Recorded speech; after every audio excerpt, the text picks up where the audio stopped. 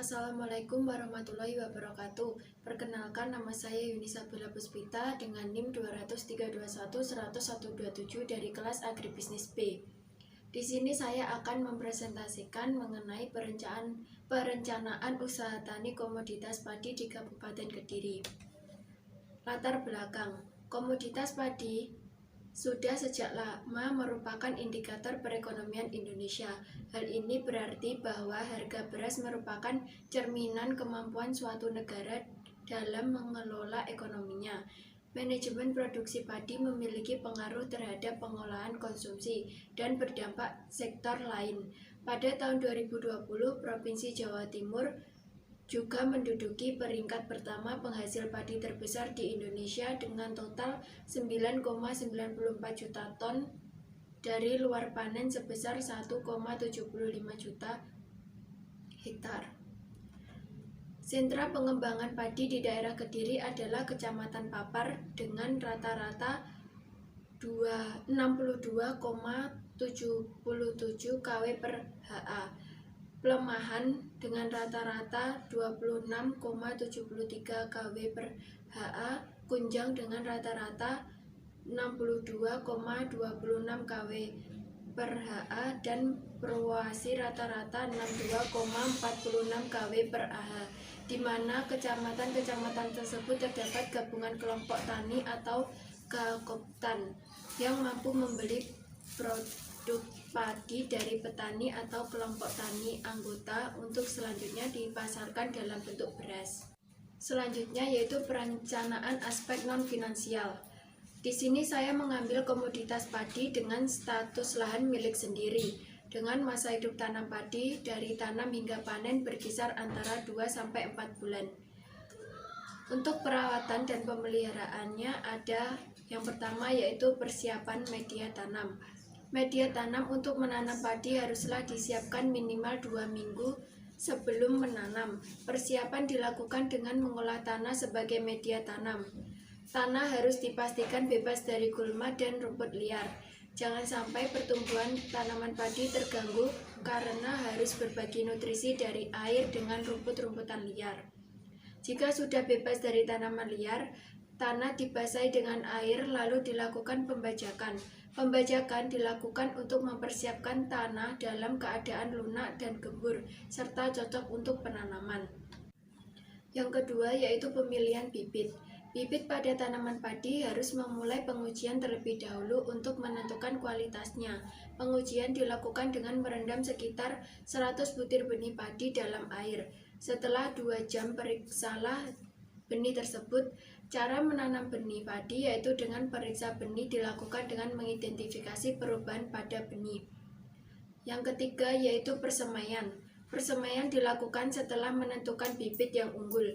Bibit unggul tersebut kemudian akan disemai di wadah persemaian. Wadah persemaian terlebih dahulu harus disiapkan. Kebutuhan wadah persemaian diberikan dalam perbandingan sebesar 1:20. Misalkan akan menggunakan lahan sawah sebesar 1 hektar, maka wadah persemaiannya sekitar 500 meter kubik. Yang keempat yaitu penanaman. Proses penanaman dilakukan setelah benih pada proses persemaian. Setelah tumbuh daun sempurna sebanyak 3 hingga 4 helai. Jangka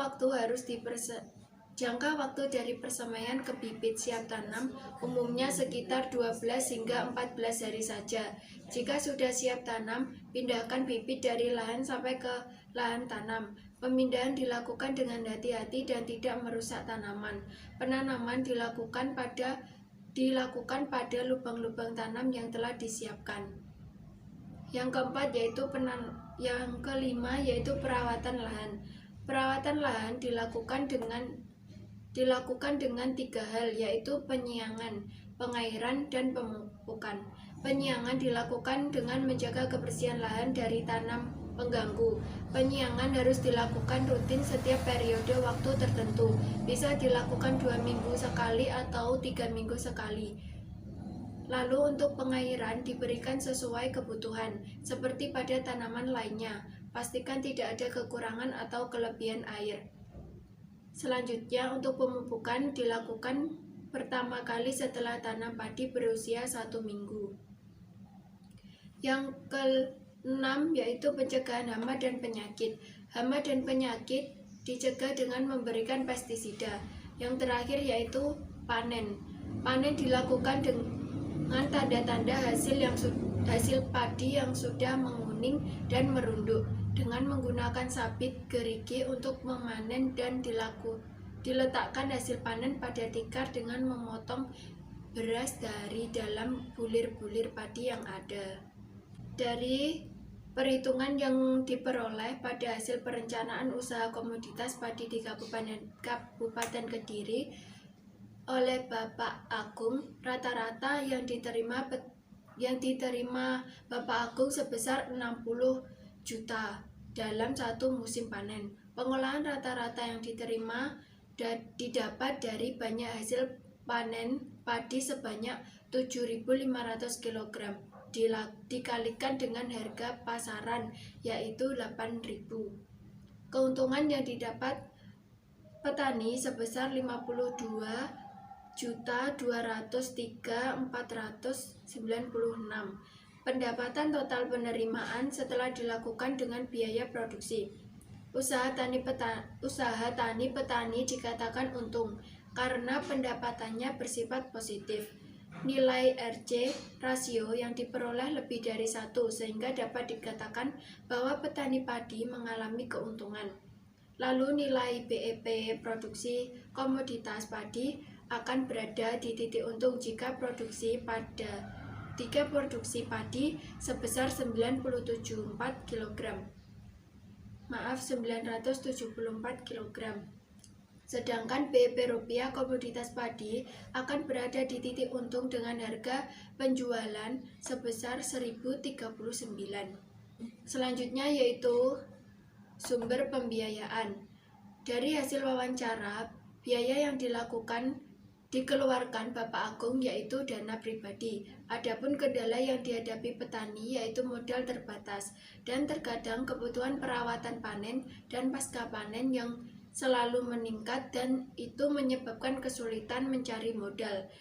Kemudian untuk strategi yang dapat ditawarkan dalam kendala biaya petani yaitu dengan menggunakan kredit usaha rakyat atau KUR karena bunganya tidak terlalu besar yaitu 6% dan menggunakan kebutuhan yang bersubsidi karena harganya lebih terjangkau.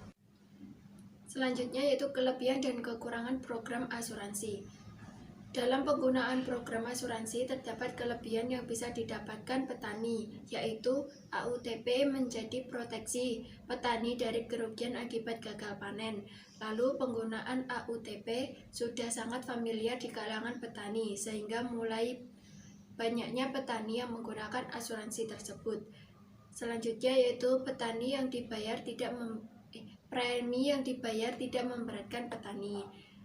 Kekurangan yang terdapat dalam penggunaan asuransi tersebut adalah 1. Membutuhkan waktu pemahaman program tersebut bagi petani, terutama petani desa.